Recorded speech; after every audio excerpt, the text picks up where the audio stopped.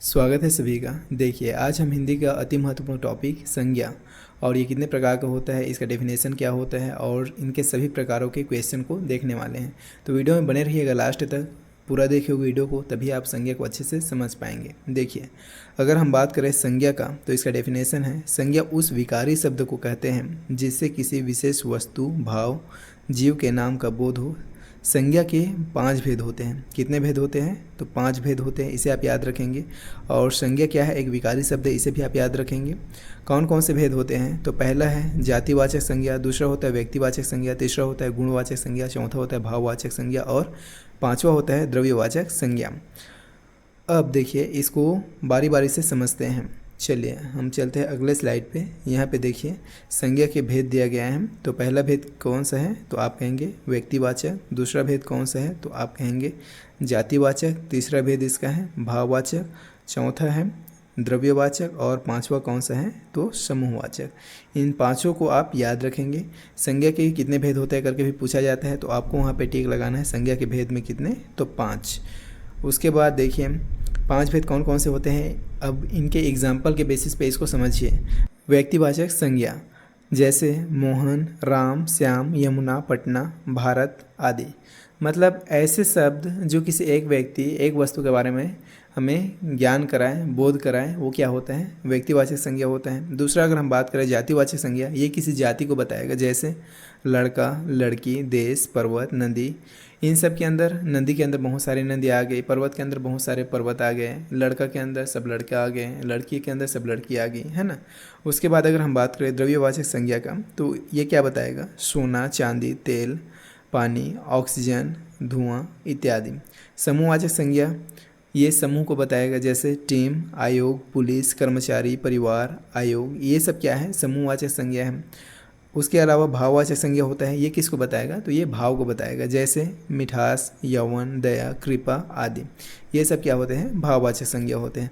अगर आप इन सभी चीज़ों को समझ गए हैं तो चलिए देखते हैं इनसे रिलेटेड क्वेश्चन।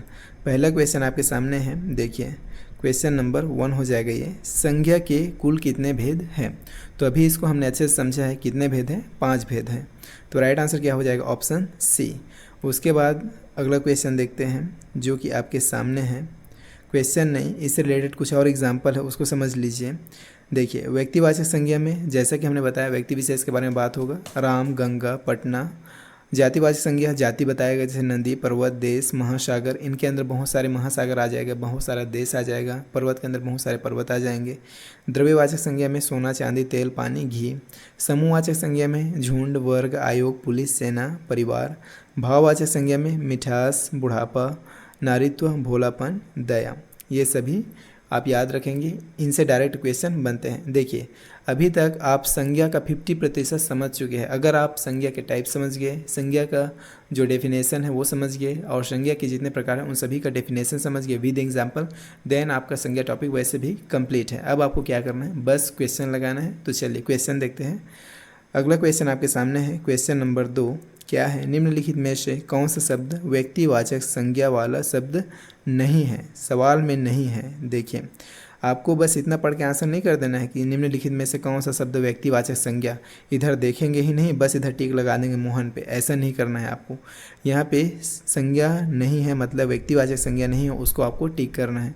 मतलब बाकी 3 ऑप्शन व्यक्तिवाचक संज्ञा होगा, एक ही है जो व्यक्तिवाचक संज्ञा नहीं है, उसको आपको यहाँ से चुनना है। तो देखिए क्या क्या है? मोहन, काशी, यमुना, नदी। अब यहाँ पे अगर आप ध्यान से देखेंगे तो मोहन किसी एक के बारे में बात चल रहा है, काशी भी किसी एक चीज़ को दिखा रहे हैं, यमुना भी किसी एक नदी को दिखा रहा है। लेकिन नदी के अंदर अगर हम बात करेंगे तो बहुत सारी नदियाँ आ जाएंगी, महानदी, गंगा नदी, ब्रह्मपुत्र, ताप्ती, सिंधु, सब नदियाँ इसमें आ जाएंगे। तो ये क्या है? जातिवाचक संज्ञा है। ये क्या है? जातिवाचक संज्ञा है। और यहाँ पे पूछा क्या है? व्यक्तिवाचक संज्ञा नहीं है। अब जब ये जातिवाचक संज्ञा है तो यही व्यक्तिवाचक संज्ञा नहीं है, बाकी 3 तो व्यक्तिवाचक संज्ञा है। तो राइट आंसर क्या हो जाएगा? ऑप्शन डी इसका करेक्ट आंसर हो जाएगा। आई होप आप इसे अच्छे से समझ गए होंगे। फिर अगला है क्वेश्चन नंबर 3। गंगा संज्ञा का कौन सा प्रकार है? गंगा संज्ञा का कौन सा प्रकार है? तो देखिए गंगा एक ही है, गंगा नदी एक ही है। गंगा नदी के अंदर बहुत सारी नदी आ जाएगी क्या? नहीं। जब हम गंगा नदी बोलते हैं तो हमारे दिमाग में एक विशिष्ट जो पर्टिकुलर नदी है उसका ध्यान आता है, गंगा नदी का ध्यान आता है। मतलब गंगा क्या है? व्यक्ति विशेष है, व्यक्तिवाचक संज्ञा होगा। तो राइट आंसर क्या हो जाएगा? ऑप्शन बी इसका करेक्ट आंसर हो जाएगा। अब यहाँ पे देखिए संज्ञा का डेफिनेशन हमने समझा था। अब यहाँ पे है क्वेश्चन नंबर, ये कौन सा क्वेश्चन नंबर हो जाएगा? Question number 4। राम संज्ञा का कौन सा प्रकार है? राम, राम कौन सा संज्ञा का प्रकार हो जाएगा? तो राम क्या है? व्यक्तिवाचक संज्ञा है। व्यक्तिवाचक संज्ञा क्या होता है, कौन सा होता है? तो देखिए जिस शब्द से किसी एक वस्तु या व्यक्ति का बोध हो उसे क्या कहते हैं? व्यक्तिवाचक संज्ञा कहते हैं। जैसे राम, तो राइट आंसर क्या हो जाएगा? व्यक्तिवाचक संज्ञा। आगे है क्वेश्चन नंबर 5। निम्नलिखित विकल्पों में से किस विकल्प में सभी शब्द व्यक्तिवाचक संज्ञाएं हैं? सभी शब्द व्यक्तिवाचक संज्ञाएं हैं किसी एक ऑप्शन में, उस ऑप्शन को आपको चुनना है। तो देखिए कौन सा ऑप्शन इसका करेक्ट आंसर हो जाएगा, बस आप इसमें एलिमिनेट कर दीजिए, देन आप इसको डेफिनेटली बना पाएंगे। व्यक्तिवाचक संज्ञाएं सभी होने चाहिए, जैसे राम, रामचरितमानस, गंगा। ठीक है, अगला ऑप्शन देखते हैं। कृष्ण, कामायनी, मिठास। मिठास व्यक्तिवाचक संज्ञा है क्या? बिल्कुल नहीं, ये भाववाचक संज्ञा हो जाएगा। लखनऊ, आम, बुढ़ापा। बुढ़ापा कैसी संज्ञा है? ये भी क्या है? भाववाचक संज्ञा है। ममता, वकील, पुस्तक। अब इसमें देखिए वकील ये क्या है? तो ये जातिवाचक संज्ञा है। ये क्या है? जातिवाचक संज्ञा है। तो एक ही ऑप्शन बचता है, ऑप्शन ए, राम, रामचरितमानस, गंगा। इसमें क्या है? तीनों क्या है? व्यक्तिवाचक संज्ञा है। तो राइट आंसर क्या हो जाएगा? तो आप कहेंगे ऑप्शन ए इसका करेक्ट आंसर हो जाएगा। अगला है क्वेश्चन नंबर 6। राकेश, रमेश, सीता, श्याम हिंदुस्तान में कौन सी संज्ञा है? तो राकेश किसी एक व्यक्ति के बारे में बात चल रहा है, रमेश, सीता, श्याम, हिंदुस्तान ये किसी एक व्यक्ति, एक वस्तु के बारे में बात चल रहा है, एक चीज़ के बारे में बात चल रहा है। तो यहाँ पे कौन सी संज्ञा होगा? तो व्यक्तिवाचक संज्ञा। राइट आंसर क्या हो जाएगा? तो ऑप्शन सी इसका करेक्ट आंसर हो जाएगा। अगला है क्वेश्चन नंबर 7। पशु चर रहे हैं, इस वाक्य में पशु कौन सी संज्ञा है? तो इसमें देखिए पशु के अंदर बहुत सारे पशु आ सकते हैं, मतलब पशु कैसी संज्ञा होगी? तो जातिवाचक संज्ञा। किस में दिख रहा है? ऑप्शन बी में दिख रहा है। जातिवाचक संज्ञा कौन से होता है? तो देखिए जातिवाचक संज्ञा का डेफिनेशन ही है जिस शब्द से एक जाति के सभी प्राणियों अथवा वस्तुओं का बोध हो उसे क्या कहते हैं? जातिवाचक संज्ञा कहते हैं। जब हम पशु बोलते हैं तो पशु के अंदर बहुत सारे पशु आ जाएंगे। तो राइट आंसर क्या हो जाएगा? Option B. फिर है शिक्षक संज्ञा का कौन सा प्रकार है? शिक्षक में कौन सी संज्ञा होगा, ये आपसे पूछा गया है। तो देखिए शिक्षक शब्द कैसा शब्द है? तो ये भी क्या है? जातिवाचक संज्ञा है। राइट आंसर क्या हो जाएगा? Option B. देखिए जब आप शिक्षक बोलते हैं तो ये क्या है? जातिवाचक संज्ञा है। जिन शब्दों से एक ही प्रकार के गुणधर्म रखने वाले वस्तुओं अथवा व्यक्तियों का बोध हो वे शब्द क्या कहलाते हैं? जातिवाचक संज्ञा कहलाते हैं। तो इसमें कौन सी संज्ञा होगा? तो जातिवाचक संज्ञा। राइट आंसर क्या हो जाएगा? Option B. आगे इसको समझते हैं अच्छे से। देखिए क्या बोल रहे हैं, जिस संज्ञा शब्द से एक ही प्रकार के जाति समूह का बोध हो जातिवाचक संज्ञा कहते हैं। पशु पक्षियों के नाम, सगे संबंधियों के नाम, पदों के नाम, निर्जीव वस्तुओं एवं प्राकृतिक घटनाओं आदि के नाम जातिवाचक संज्ञा के अंतर्गत आते हैं। जैसे गाय, शेर, भाई, बहन, प्रधानमंत्री, डॉक्टर, कुर्सी, घड़ी, पंखा, बाढ़, तूफान, ज्वालामुखी इत्यादि। तो ये सभी किसके एग्जाम्पल हैं? तो आप कहेंगे जातिवाचक संज्ञा के। चलिए उसके बाद अगला देखते हैं। क्वेश्चन नंबर 9 आपके सामने है। इनमें से जातिवाचक संज्ञा कौन सी है? 4 ऑप्शन आपके सामने हैं। चारों में से कौन से ऑप्शन में जातिवाचक संज्ञा दिया गया है उसको आपको चुनना है। तो दुख, लड़का, सेना या श्याम। देखिए दुख कौन सी संज्ञा है? तो दुख कैसा है? भाववाचक संज्ञा है। कैसी संज्ञा है? भाववाचक संज्ञा। वहीं अगर हम बात करें सेना का, तो सेना कौन सी संज्ञा हो जाएगा? समूहवाचक संज्ञा हो जाएगा। समूहवाचक संज्ञा। और अगर हम बात करें श्याम का, तो श्याम कैसी संज्ञा हो जाएगा? व्यक्तिवाचक। कैसी संज्ञा हो जाएगा? व्यक्तिवाचक। एक ही बचा ऑप्शन बी, लड़का कौन सी संज्ञा होगा? तो राइट आंसर क्या हो जाएगा? जातिवाचक संज्ञा।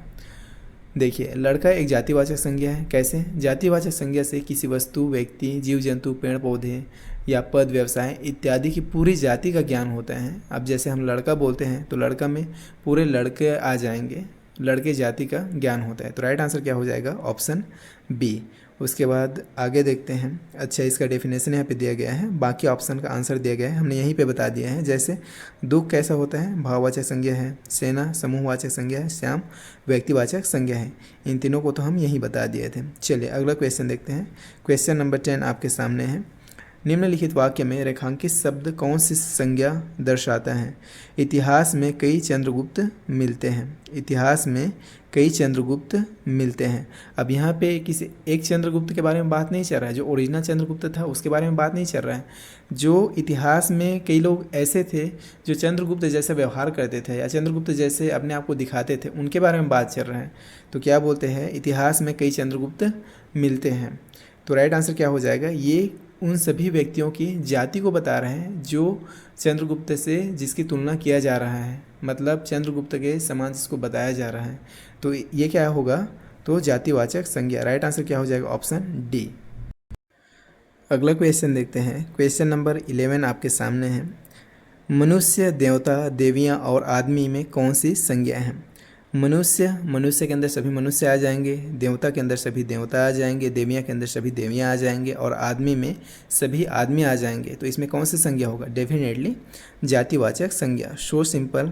आई होप आप अभी तक इन सब चीज़ों को अच्छे से समझने लगे होंगे और अब ये क्वेश्चन आपसे बढ़ रहा होगा।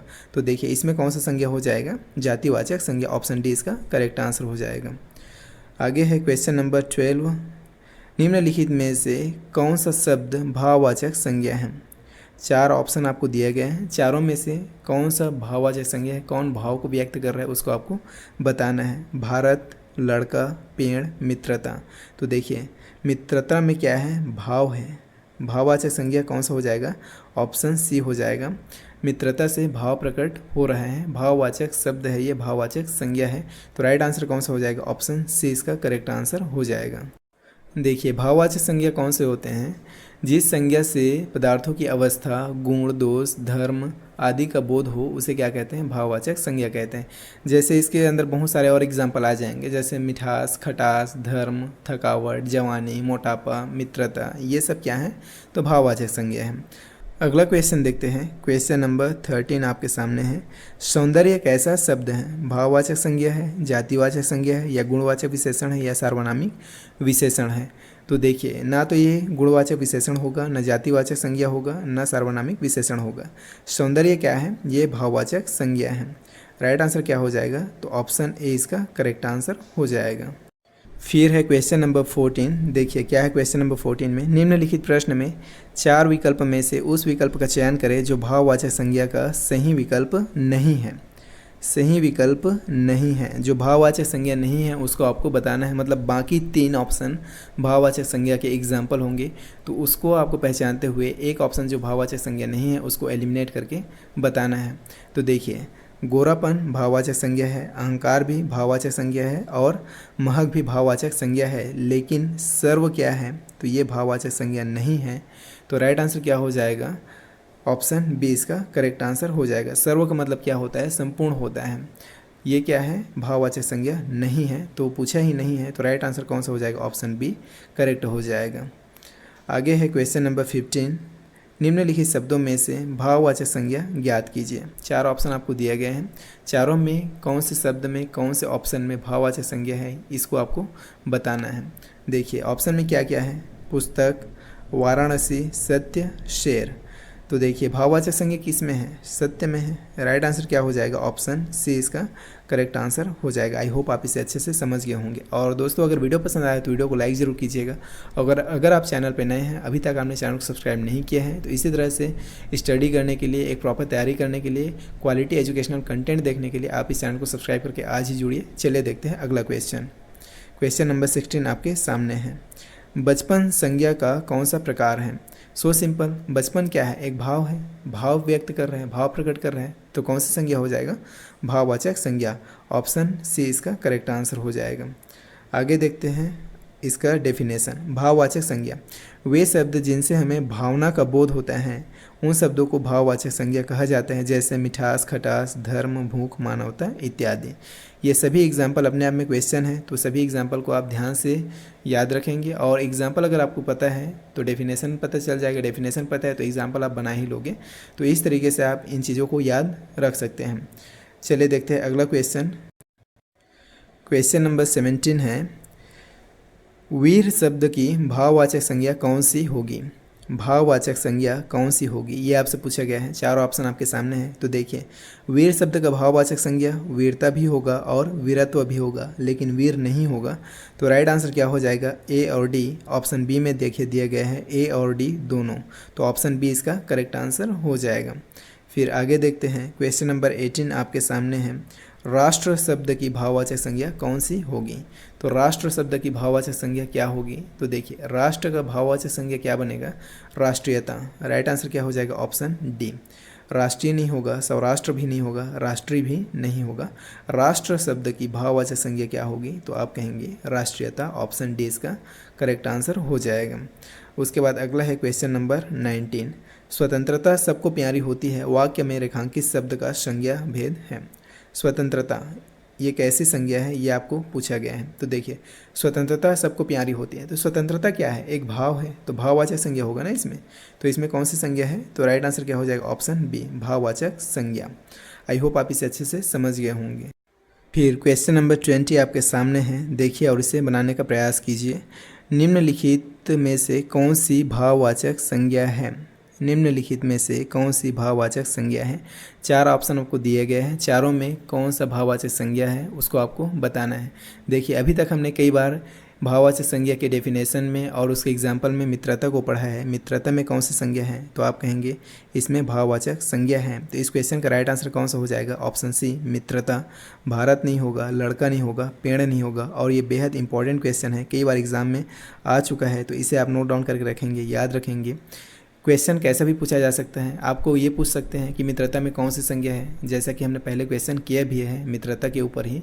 और ऐसा भी क्वेश्चन पूछा जा सकता है कि निम्नलिखित में से कौन सी भाववाचक संज्ञा है। तो आपको वहाँ पे पहचान लेना है कि मित्रता शब्द ऐसा है जिसमें कि भाववाचक संज्ञा है। तो राइट आंसर क्या हो जाएगा? ऑप्शन सी इसका करेक्ट आंसर हो जाएगा। फिर अगला देखते हैं, क्वेश्चन नंबर 21 आपके सामने है, समूहवाचक शब्द है। चार ऑप्शन में से कौन सा समूहवाचक है, ये आपको बताना है। नहर समूहवाचक है क्या? बिल्कुल नहीं। स्टेशन समूहवाचक है क्या? बिल्कुल नहीं। आग्रह समूहवाचक है क्या? बिल्कुल नहीं। समूहवाचक शब्द कौन सा है? सेना। राइट आंसर क्या हो जाएगा? ऑप्शन बी इसका करेक्ट आंसर हो जाएगा। फिर है क्वेश्चन नंबर 22, देखिए क्या कहता है और बनाने का प्रयास कीजिए। समिति शब्द हिंदी व्याकरण के अनुसार संज्ञा के भेदों की किस श्रेणी में आता है? कुल मिला के बात यह है कि समिति शब्द में कौन सी संज्ञा है, ये आपको बताना है। तो देखिए, समिति में बहुत से लोग होंगे, तो ये क्या होगा? समूह को दिखाएगा ना, तो क्या होगा? समूहवाचक संज्ञा। राइट आंसर क्या हो जाएगा? Option A. व्यक्तिवाचक संज्ञा नहीं होगा, जातिवाचक नहीं होगा, भाववाचक भी नहीं होगा। इसमें कौन सी संज्ञा होगा? तो समूहवाचक संज्ञा। राइट आंसर हो जाएगा option A. Again important question है, याद रखेंगे। क्वेश्चन नंबर 23 आपके सामने है, देखिए क्या कहता है और बनाने का प्रयास कीजिए। लकड़ी कौन से संज्ञा भेद का शब्द है? कुल मिला के बात यह है, लकड़ी शब्द में कौन सी संज्ञा है, ये आपको बताना है। तो देखिए, संज्ञा का एक भेद होता है जिस संज्ञा शब्द से किसी धातु, द्रव्य, सामग्री, पदार्थ आदि का बोध हो, उसे क्या कहते हैं? द्रव्यवाचक संज्ञा कहते हैं। एग्जाम्पल के लिए अगर देखें तो सोना, चांदी, लोहा, लकड़ी, पानी, गेहूँ, ये सब क्या होते हैं? द्रव्यवाचक संज्ञा होते हैं। तो अभी हमने बताया आपको एग्जाम्पल में, लकड़ी क्या होता है? द्रव्यवाचक संज्ञा होता है। तो लकड़ी में कौन सी संज्ञा होगा? किस ऑप्शन में दिख रहा है? ऑप्शन सी में दिख रहा है, द्रव्यवाचक संज्ञा। ऑप्शन सी इसका करेक्ट आंसर हो जाएगा। जातिवाचक नहीं होगा, व्यक्तिवाचक, समूहवाचक, ये सब कट जाएंगे। राइट आंसर क्या हो जाएगा? ऑप्शन सी, द्रव्यवाचक। आगे देखते हैं क्वेश्चन नंबर 24, निम्नलिखित में से कौन सा शब्द द्रव्यवाचक संज्ञा है?